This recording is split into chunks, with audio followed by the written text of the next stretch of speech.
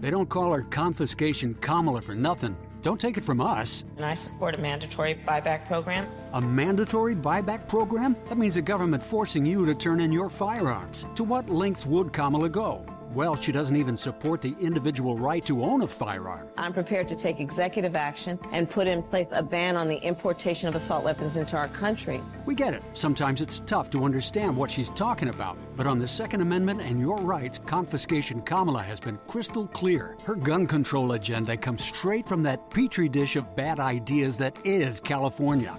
She can claim to be a gun owner all she wants, but we all know she's the same anti-gun California radical she's always been. Don't be left defenseless. Defeat Confiscation Kamala. Vote Trump like your life depends on it, because it does.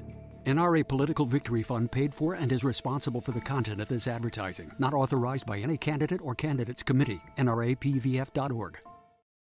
It's a common sense recap of the big stories.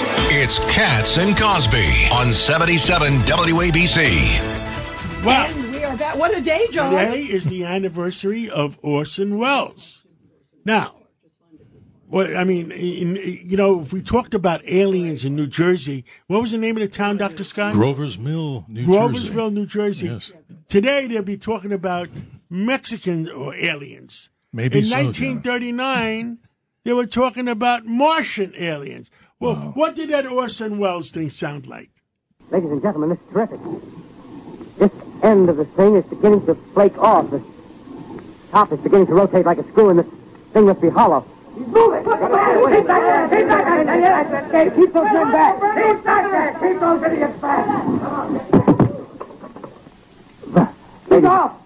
Okay, that was in 1939, and today's the anniversary, and everybody in New Jersey panicked. Yes. They thought the Martians were landing. Absolutely, it's amazing. Maybe it was, a couple of people from Central America. I don't know.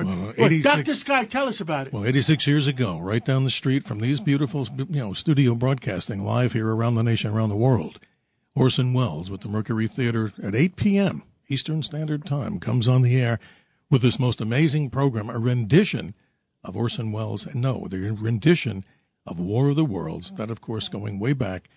He actually sounded like this, and I quote, and I'm not the voice of Orson Welles, the radio broadcast sounded like this. We know now that in the early years of the 20th century, this world was being watched closely by intelligences greater than man's, and yet as mortal as his own. And it continued to go on throughout the night, and it's amazing how many people at the time really believed, as they did this radio drama. They actually did say, as we mentioned before. They said it was a reenactment, right? They said it was a reenactment, but people didn't hear the portion that said reenactment. Right. They didn't. And they started to panic. They did, but the problematic thing was many people, according to the historical side of this, weren't even listening to his broadcast. They were listening to the Chase and Sanborn radio hour, and though they didn't hear the beginning of his program, but you're right, panic ensued in many places around the country, but it actually gave Orson Welles a big boost. RKO Studios, later, after he, quote, apologized to the nation, he actually got his big epic movie part in Citizen Kane and other things down the line. But imagine listening to that broadcast today. Imagine how we can listen to these. And thank goodness the emergency broadcast system comes on and says, this is only a test. By the way, it shows the power of radio, too. Almost incredible. Isn't that interesting? That was wonderful. And now in this world, when you have all these different changes with social media, well, news gets out quick, but I don't think it would have happened with the severity that it did back in 1930. And Rita, now on the second part of our show, right after we take a break, what are we going to have?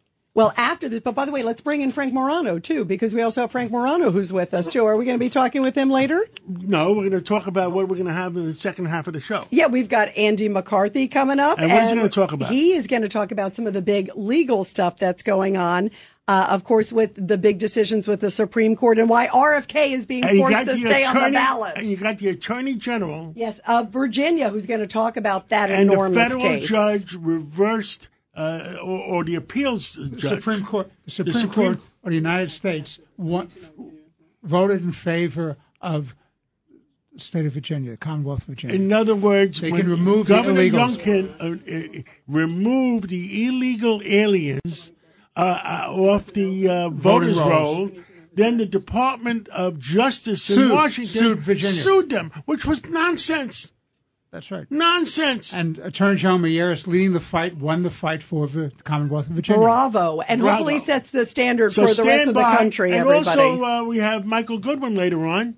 Yes, who's going to talk about the two, quote, closing arguments, Trump and Kamala Harris. What a stark contrast. And before we go on, I understand Frank Morano's on.